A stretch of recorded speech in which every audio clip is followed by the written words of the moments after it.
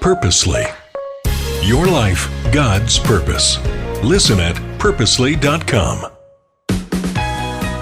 I have to think that the words she was hearing just did not make sense. I'm sure she was hearing them. I'm sure she was trying to take it all in, but I'm assuming in her human brain, there just had to be a moment that she thought, this doesn't even make sense.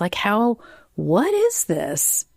I'm Julie Lyles Carr. This is God on the Go, part of the Purposely Podcast Network. We want to help you make the minutes matter. So whether you're in the school pickup line, going over to soccer, getting to piano lessons, whatever it is, we want these to be sacred conversation starters that give you the opportunity to talk as a family about the things that matter most in your spiritual journey with God. We've been talking about even if.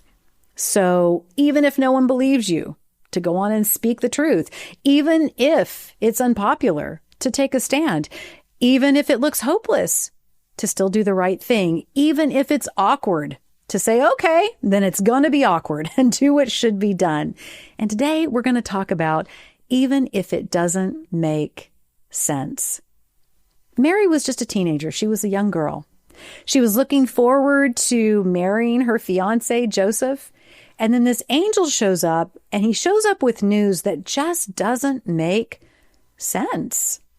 We're told in the book of Luke that when the angel appeared to Mary and told her that she would be having this baby, Jesus, that this was a baby conceived by the Holy Spirit, that this was the baby that everyone had been praying for, the Messiah, all of that information was just flying at her, and I can only imagine how confusing that would feel. As a matter of fact, Mary says in Luke 1 verse 34, she asks the angel, but how can this happen? Because she knew that she was engaged to Joseph, but they had been conducting their relationship in a godly manner. She knew that there was not any way that she could be pregnant.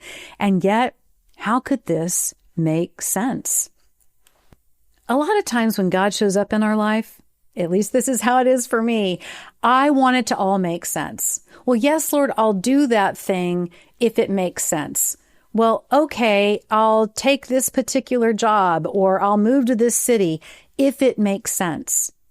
But there are times that God asks for us to obey, to accept what he's doing in our lives, even if it doesn't make sense to us, even if we don't see the full picture, even if it's not necessarily the way that we would want it to go, even then, that we would trust him, that we would obey him. If you're listening to this in the time in which it comes out, we are getting ready to head into the Christmas season. And as I think about what I want to reflect on in this Christmas season, I want to think about, what does it mean to follow God even if it doesn't make sense to me in the moment? What are the things that maybe I'm holding off and I'm just avoiding even looking at or considering because it doesn't make sense to me yet? And yet so often throughout the Bible, I see times that God calls someone to do something and it doesn't make sense to them. He calls someone up to a higher level, a place where they can rely more on him, trust more in him, be part of something far bigger than they ever could have imagined. And one of the key ingredients that I see in those stories of faith is that at some point, someone must have said something along the lines to themselves of, even if it doesn't make sense, I'm going to follow God. Even if I can't get it all figured out in my head, I'm going to trust and follow God. Now think about this. It didn't make sense to Mary.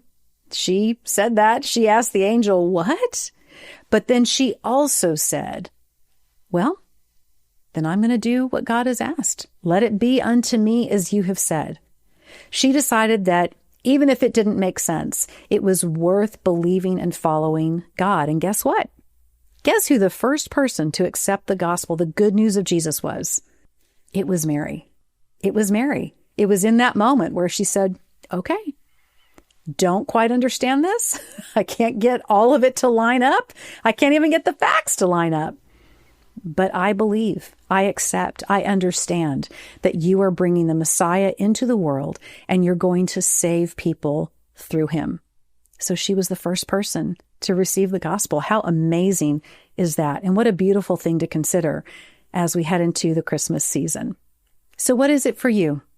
What is your, even if it doesn't make sense, that God is asking you to believe and trust Him for your next steps today? George Fox University, a big shout out and thank you to the team over there. They are the sponsors of God on the Go. They help make this possible each week for us to show up here, give you these conversation starters, think through things that you want to talk about with your family.